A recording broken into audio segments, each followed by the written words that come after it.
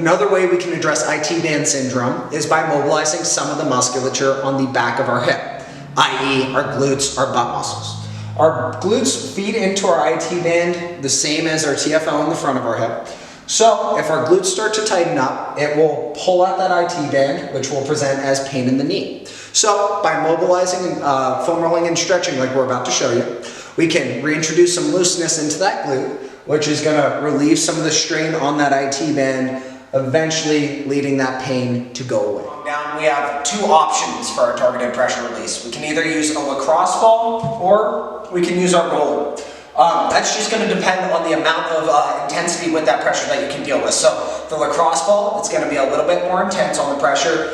Roller is going to be a little bit less. So if you get into the lacrosse ball and you feel, I can't really relax, it's too much pressure, then we can switch into the glute, or into the foam roller.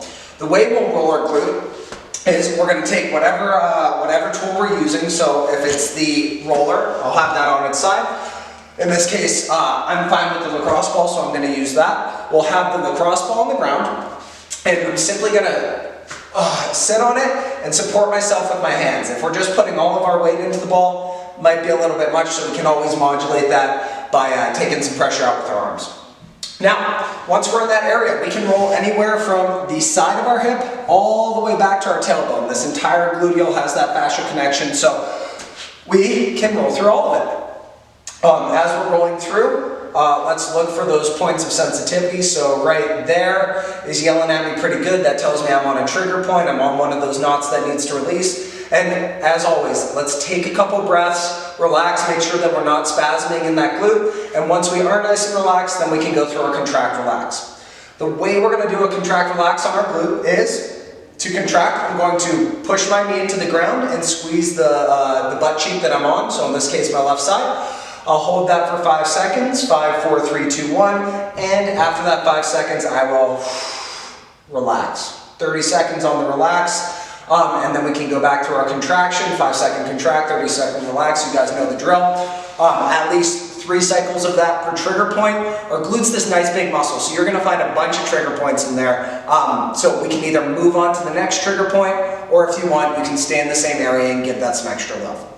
Once we have a good amount, 5 minutes or so of that targeted pressure release in that glute, maybe even more, then we will go into the following stretch. The stretch we're going to use is going to be a cross-leg bend-over stretch, which is exactly what it sounds like. So in this case, I'm going to use a wall to support. I am going to cross the leg of the side that I just rolled out. So as you just saw, I rolled out my left side. So my left leg is going to be behind my right. From there, our feet will be basically next to each other, and all I want to see is we'll use the wall to support, where I keep a nice flat back. We're going to come to our end range by pushing forward. As we get down into the stretch, I want most of our weight to be in the front leg, okay? So just let this back leg hang out, be nice and loose, and get the most out of the stretch. Now that I'm at end range, I'm going to relax, take a couple of breaths, and then the last piece are contract relax cycles. In this case, we're going to contract by pushing the outside of our back leg into the ground. Okay, so right now I'm pushing my foot into the ground on my left side. I'm going to hold that, 5, 4, 3, 2, 1, and after that contraction, then we'll relax and see if we can get a little bit deeper into this stretch. Really make sure that you are sticking your low back out. We want the stretch to come from the hip, not from the low back. And once we get at least 3 contract relax cycles, that should be feeling a little bit better. If you have more time, 5, 6, 7, just spending some time in that position, in that stretch, will do you a lot of good. Give this IT band sequence a try for a couple days. Let us know how it helps your IT band syndrome. And as always, if you have any questions, please reach out.